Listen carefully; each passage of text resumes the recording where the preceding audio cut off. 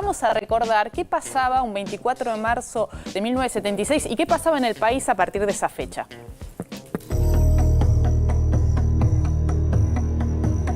Se comunica a la población que a partir de la fecha el país se encuentra bajo el control operacional de la Junta Militar. Se recomienda a todos los habitantes el estricto acatamiento a las disposiciones y directivas que emanen de autoridad militar, de seguridad o policial. Un día como hoy, pero hace 39 años. No lo sabíamos entonces, pero aquel 24 de marzo de 1976 quedó grabado para siempre en la historia como el inicio del período más trágico de la Argentina moderna. La última dictadura militar duró 2.818 días. Se sucedieron 4 presidentes, se cerraron 20.000 fábricas y se abrieron 340 centros clandestinos de detención. La deuda externa se multiplicó por 6. La inflación acumulada entre el 76 y el 83 fue de un 517.000%. Se enviaron 14.000 hombres a la guerra de Malvinas. La mayoría tenían menos de 20 años. Murieron 649 soldados. La dictadura militar disolvió el Congreso, prohibió los sindicatos y cercenó la actividad de los partidos políticos. Se secuestró, torturó y desapareció a unas 30.000 personas. 490 niños nacieron en cautiverio durante la dictadura militar.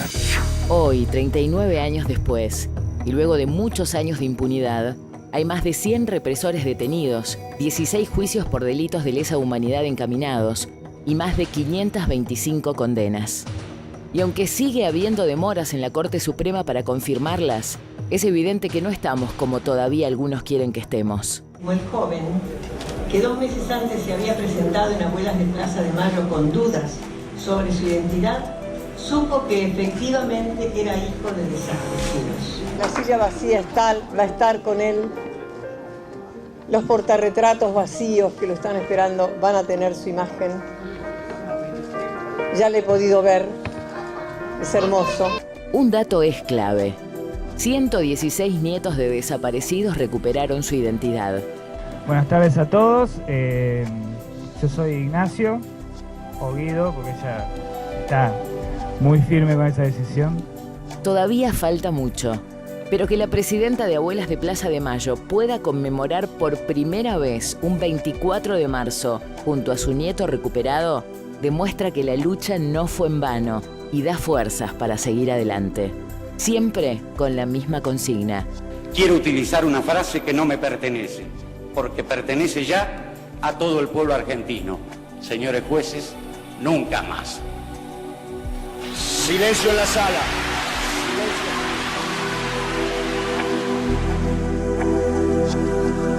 Bueno, el informe. Vamos a agradecerle a la producción tanto trabajo para repasar de esta forma lo que han sido estos 39 años, ¿no?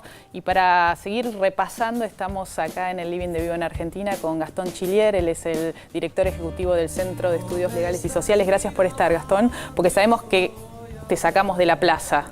Ahí está la gente del CELS marchando como todos los años y Gastón se hizo una escapada para poder conversar con nosotros acá en nuestro living. Y también estamos con Javier Trimboli, que él es historiador, amigo de la casa, parte de la casa de Canal 7 de la TV Pública, así que muchas gracias por estar. Muchas gracias a vos por la invitación. Pensaba lo que se había repasado en el informe en relación a lo que se ha avanzado con los juicios, ¿no? Y en los últimos días conocíamos noticias, parecían encadenadas, de ciertas decisiones judiciales que beneficiaron a empresarios imputados por delitos de lesa humanidad durante la última dictadura militar, ¿no? El caso de Vicente Mazot, del diario Nueva Provincia en Bahía Blanca, el caso de Carlos Ledesma por su colaboración en las desapariciones vinculadas al ingenio Ledesma en Jujuy. Carlos Blaquier, perdón. También el caso de Mañeto y de Herrera de Noble vinculada a la apropiación de papel prensa. ¿Qué análisis se hace desde el CELS en relación a lo que se ha avanzado y lo que falta? Este escenario que nos encuentra ahora con estos juicios contra empresarios que quedan varados, ¿no? Bueno, yo creo que hay que tener un análisis o mirar todo el proceso de justicia por crímenes de lesa humanidad, por el cual Argentina es muy reconocida en el mundo, como se dijo antes, en perspectiva, digamos. Y cuando uno lo ve desde el 83 hasta la fecha, ve un proceso que tiene avances, retrocesos, avances, es un proceso muy dinámico. en el cual hemos pasado como por periodos de impunidad muy, muy largos, entre las leyes de amnistía y los indultos hasta el 2001, donde se reabre el proceso con el primer fallo que declara la nulidad de las leyes de impunidad, y se reabre este juicio donde, bueno, los números mostraban esto, más de 500, casi 600 sentencias condenatorias, absoluciones, lo cual es importante porque demuestra, digamos, que las garantías rigen. 50 son las absoluciones, 50 aproximadamente. absoluciones, lo cual nosotros desde esos números discutimos esta cuestión, los que algunos muy pocos quieren decir que estas sentencias están escritas antes de los juicios. No, digamos, cuando no hay pruebas no se condena. Y en el medio, digamos, de todo este proceso hubo épocas donde los sectores que tenían poder, en algún momento los militares que lo hicieron sentir, digamos, con amenazas de golpes de Estado, era mucho más difícil investigarlos. Me parece que cada etapa tuvo, digamos, su capa de ir sumando cuestiones para investigar, como fue en su momento, digamos, la responsabilidad directa de militares y policías. Y hoy, en la actualidad, no es difícil, y eso habla del Poder Judicial que tenemos, investigar a militares, digamos, o sea, de 80 o 90 años de edad.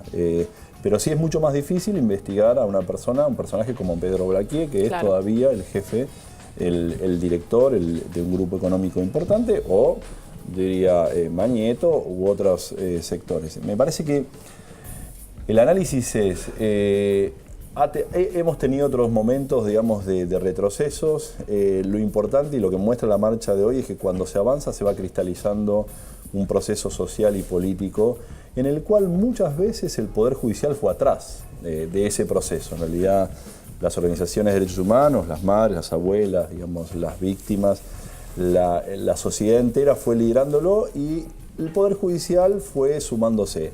En muchos casos yo creo que hay actores dentro del Poder Judicial que genuinamente comparten la idea, digamos, de avanzar y de juzgar estos crímenes como una obligación ética, moral y política de la sociedad argentina, otros no.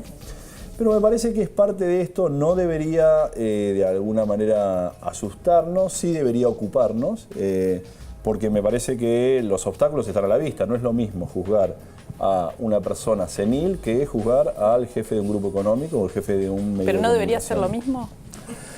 Teóricamente digo, si debería ser lo mismo, las pruebas son las mismas, las reglas que se le aplican son las mismas, pero no es lo mismo juzgar a alguien que no tiene poder que a alguien que lo tiene. Y me parece que eso lleva a otra discusión en el sentido de, bueno, la justicia todavía, me parece que hay una discusión vigente en el sentido de lo que necesita una reforma estructural de la justicia para que, no solo en estos casos, sino en todos los casos, la justicia investigue y sancione al poder cuando viola derechos. Me llamó la atención un dato que daba el informe que tiene que ver con que la Corte no está ratificando las condenas. Digamos, nosotros tenemos una discusión con la Corte, digamos, cuando uno ve las estadísticas, hay muchas menores condenas confirmadas con sentencia firme, que es cuando finalmente la Corte confirma o no las sentencias de segundas instancias. Y hay un proceso en el cual nosotros estamos identificando y discutiéndolo porque todavía internamente, burocráticamente, debería haber muchas más sentencias con sentencia firme. Eso, de todas maneras, no invalida lo robusto que se ve el proceso de justicia en términos de sentencias condenatorias, de absoluciones, de los juicios que hay. Y ahora, en los próximos 2 o 3 meses, en mayo, probablemente estemos haciendo los alegatos de la causa ESMA, que es digamos, la tercera etapa de la causa ESMA, que es de los casos más paradigmáticos, donde tiene mayor cantidad de imputados y mayor cantidad de víctimas. Pensaba, Mavi decía al comienzo, el tema de si en las escuelas se está conmemorando, recordando esta fecha, ¿no? Javier, digo, ¿qué pasa en estos 39 años de lo que ha sido el golpe cívico-militar, el contexto de la educación? Correcto. Sí, yo creo que lo que está sucediendo en las escuelas, y pienso en las escuelas primarias, en las secundarias, también los institutos de formación docente, es que realmente el 24 de marzo se convirtió en una suerte de rito de socialización para los chicos, que evidentemente van a ese núcleo de la historia argentina, probablemente conociendo algo de la historia anterior, pero de todas formas casi como centrándose en este núcleo que es el 24 de marzo, el comienzo de la dictadura, y de alguna manera se sienten que en el proceso que hacen de conocimiento en relación con ese tema se incorporan a la sociabilidad argentina democrática. ¿Sabes por qué lo preguntaba? Porque a mí me tocó el 83 empezar hacia el secundario y me pasaba que en instrucción cívica la profesora decidió no tener libro de historia porque tenía que empezar de cero, porque tenía que enseñarlos lo que era un congreso. Entonces, en serio, la profesora dijo, no les puedo pedir libro de texto, traigan el diario y les empiezo a explicar desde ahí de qué se trata la democracia, porque no sabíamos. Yo me crié, mi primaria, creo que la de todos los que estamos acá, fue con la dictadura, entonces no sabíamos nada y ella no sabía, no había libros de textos para explicar, ¿no? Totalmente. Entonces digo, si después de todo lo que hemos pasado, a los chicos les enseñan que esto pasó por esto y no porque es un fin de semana largo. No, hay desde el año 2006, sobre todo el Ministerio de Educación de la Nación ha llevado adelante una política muy activa respecto de derechos humanos y en particular respecto a las políticas de memoria. Eso ha hecho que realmente haya habido cantidad de libros, de circulación de materiales bien interesantes. Y por supuesto también tenemos que pensar en el canal Encuentro, que es el canal del Ministerio de Educación, en donde la presencia y la cuestión del golpe militar, a través, entre otras cosas, de un dibujo como Samba. Samba, yo lo recomiendo a quien tenga niñas o niños en su casa, todos los capítulos, pero especialmente los que tienen que ver con la dictadura, el golpe cívico-militar, la guerra de Malvinas, son buenísimos para que los chicos puedan insertarse en ese periodo de la historia que por ahí no es tan repetitivo como sabemos San Martín, Belgrano, etcétera, etcétera, ¿no? Porque es más reciente. Yo vengo ahora de la plaza y si uno ve la gran mayoría de gente que está en la plaza es de chicos de menos de 30 años que no vivieron durante el golpe, digamos. Y en ese sentido, y más allá de que por supuesto alguien, digamos, viniendo desde el CELS, que trabajamos en los juicios, creemos que es fundamental que se investigue y se sancione a los responsables, pero de alguna manera cuando uno ve esa plaza con gente con jóvenes que no vivieron el golpe y están ahí, es como este proceso, digamos, ya está ganado en un punto. Me parece que eso es lo que garantiza que no haya vuelta atrás, independientemente de los gobiernos nunca más sea real. Vengan, digamos, y que nunca ¿Vos más creés sea que no hay real. riesgo en relación a los gobiernos que puedan venir sobre la política de derechos humanos? A ver, o sea, yo creo... Hemos escuchado declaraciones de Macri muy puntuales hablando en relación a la política de derechos humanos, asociándola con ciertos curros. Hemos escuchado a Massa también, por eso lo pregunto. Ahí cuando hay que diferenciar un poco de qué hablamos cuando hablamos de política de derechos humanos. Si nos referimos a los juicios y al proceso de verdad, justicia y memoria, me parece que, como decía antes, el proceso social es tan potente y es como inexorable y no hay posibilidad de que haya vuelta atrás, digamos. Se podrá poner, digamos, desde los gobiernos políticas con mayor o menor intensidad, pero lo social va a ir liderando esto y va a ser, digamos, o sea, me parece es la mayor valla de contención para evitar regresiones sobre las políticas. Yo creo que eso es inexorable. Por otro lado, es cierto que hay que decir que los derechos, o sea, derechos humanos del presente fuera de estos, ahí es más discutible, digamos, y todavía hay muchas políticas y mucho por hacer aún, digamos, o sea, en este gobierno, digamos, nosotros lo hemos discutido varias veces, pero por ejemplo, hoy por hoy estamos discutiendo y exigiendo la conformación de un mecanismo de prevención de tortura que la Argentina debe hace más de 5 años y todavía no está armado, digamos, no está constituido. Ya no hay violaciones a derechos humanos como, o sea, desde el vértice Estado, del poder, sistemáticas y masivas y como una decisión política, pero ya sea por inercia, ya sea por falta de políticas, o en algunos casos por decisiones, sí hay mucho por hacer. Y me parece que lo que se ha logrado en todo este tiempo es que los derechos humanos ocupen un lugar central en la agenda. Me parece que quien venga, eso le va a costar removerlo, porque me parece que socialmente ya hay una decisión de que forman parte de la agenda política y en ese sentido Argentina se distingue. Gastón, y entre todas estas cosas que sí que faltan por hacer todavía, si te dieran a elegir, ¿qué sería lo primero que echarías en mano? Hay muchas. Me parece que cuando nosotros en nuestros trabajos y nuestros diagnósticos, por ejemplo, las reformas estructurales de las fuerzas de seguridad, hablo de policías, de servicio penitenciario, de la agencia de inteligencia que ahora está en ese proceso, es fundamental para que estén, digamos, a tono con fuerzas de seguridad de la democracia y son las que generan muchas violaciones. Por otro lado, me parece que hay toda una... Cuando uno mira, en general hoy, las principales víctimas de las violaciones tienen que ver con la exclusión social.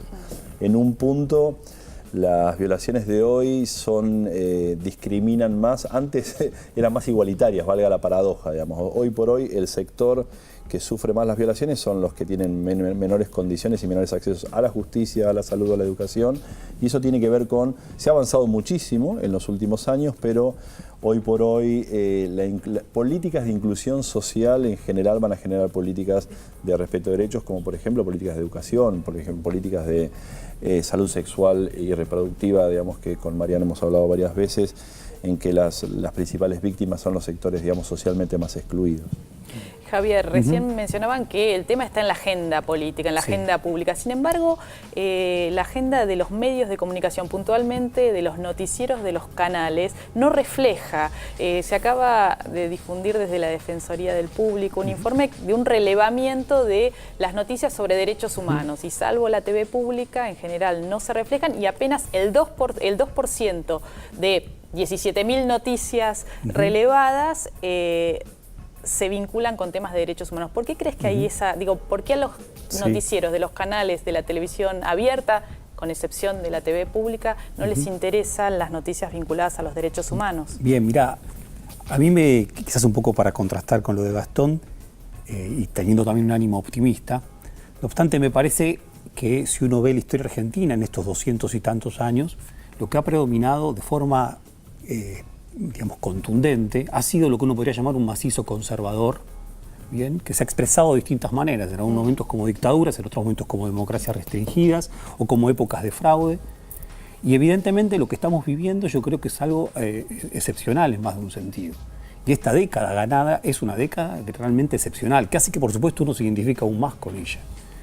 Por lo tanto, me parece que muchas veces en estos canales de televisión, y uno podría pensar en otros circuitos de la opinión pública, que muchas veces son tan importantes como el circuito de la televisión pública, por ejemplo, se sigue expresando ese macizo conservador, tan reacio a entender lo que significan los derechos humanos, tan reacio a entender lo que significa el peso histórico que tiene el 24 de marzo de 76, porque digo, hay mucha gente que, entre otras cosas, hoy está discutiendo, ¿sí?, acerca de, digo, entre otros estamos muchos en esta plaza, pero otros muchos que dicen por qué el 24 de marzo, y en todo caso quieren entenderlo de otra forma.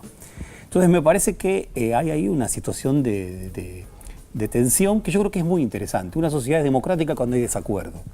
Bien, acá hay Pilar Calveiro, una grandísima cientista política, socióloga, escribe su libro Poder y Desaparición, y ella dice, no toda sociedad produce poder desaparecedor. En la Argentina se produjo poder desaparecedor. No toda sociedad produce campo de concentración. La Argentina lo produjo. Ahora, poder desaparecedor es de personas, pero también es de todo aquel que sea diferente. Hoy probablemente las formas de la desaparición ya no se conjuguen, afortunadamente, como en el 76, pero se pueden empezar a conjugar de otra manera, buscando la paz de los cementerios, digamos, buscando la unanimidad falsa. Y me parece que hay sectores de la opinión pública y sectores políticos que están muy identificados con ese proyecto y que no son menores, ¿no? ¿Vos sí pensás que podía haber cierto riesgo con un cambio de gobierno en relación a lo que está pasando con este proceso histórico? A ver, yo pienso en términos de la justicia y digo, creo que Gastón tiene toda la razón en lo que está planteando. En términos del proceso histórico creo que sí, porque son procesos históricos muy interesantes, lábiles. Lo que sí está claro también, y creo que es la gran diferencia con el 76, ¿no? A mí cuando doy clases sobre este tema siempre me interesa pensar cómo puede ser que una sociedad tan activa como era la del 25 de mayo del 73, en 3 años se hubiera desactivado. ¿Y qué pasó? Bueno, ¿qué pasó? ¿Podemos volver? Disculpame esto, Mami, para terminar la idea, después algo de esto quizá, pero uno puede decir, hoy ya no pasa lo mismo. Hoy la sociedad argentina tiene una... Está fortalecida. La sociedad civil se ha fortalecido, ¿no? Y sus clases populares se han fortalecido. Y eso es notable. Bien, eso es notable. Por lo tanto, no va a ser para nadie fácil volver atrás en ese proceso. Además, también las Fuerzas Armadas juegan otro papel histórico. Bien, por lo tanto, hay variantes. Lo que sí me parece es que el escenario futuro va a seguir siendo un escenario, si se quiere, peleado. De tensión. Sí, es un escenario de lucha, ¿no? O sea, me parece que hacia adentro del Estado, que en todo caso es el actor protagónico para quien viola, pero también quien respeta y garantiza derechos, es un escenario de lucha y uno lo ve, digamos, hoy. O sea, por ejemplo, ustedes lo han tratado mucho, pero cuando sucedió el episodio de la desaparición de Arruga, digamos, u otros casos, la indolencia del Estado, aún, digamos, o sea, con políticas proactivas, ha sido notable, digamos. Notable. O sea, digo, pues si es un pibe pobre, o con el estigma de un pibe, o sea, con gorrita y demás, y estuvo, o sea, 5 años o 6 años en una morgue sin que nadie lo busque siquiera. Eso me parece que lo que muestra la historia del movimiento de derechos humanos, las madres que están en esa plaza, las abuelas, y lo que es realmente, digamos, impresionante, digamos, y la dignidad de eso es que es un proceso de lucha y como todo proceso de lucha va a seguir existiendo y vamos a tener que seguir interpelando al Estado para que no solo no haya un nunca más sobre lo que pasó en el 76, sino para que no existan, digamos, violaciones, aún como no como política de Estado, pero no existan violaciones como todavía suceden. Sí. En un gobierno, digamos, que le dio más centralidad, eso puede ser más fácil, la interlocución con el Estado puede ser más productiva, en otro no, pero me parece que los 24 de marzo o estas marchas, yo no creo realmente que el año que viene, el 24 de marzo, la marcha sea muy distinta. Me parece, espero no ser ingenuo al respecto, pero me parece que vamos a tener la misma plaza con la misma cantidad de gente y con la misma alegría. Bien. Muchísimas gracias por haber venido. Muy interesante. Muchas gracias. Bueno, vamos al pausa. ¿Le parece? Pausa. Claro que sí, por lo menos es lo que me dicen. Bueno, yo la sigo. Ya volvemos. La ilusión de los que perdieron, todas las promesas que se van, y los que en cualquier guerra se cayeron, todo está guardado en la memoria, sueño de la vida y de la historia, el engaño y la complicidad de los genocidas que están sueltos, el indulto y el punto final a las bestias de aquel infierno. Todo está guardado en la memoria, sueño de la vida y de la historia. La memoria despierta para herir a los pueblos dormidos que no la dejan vivir, libre como el viento.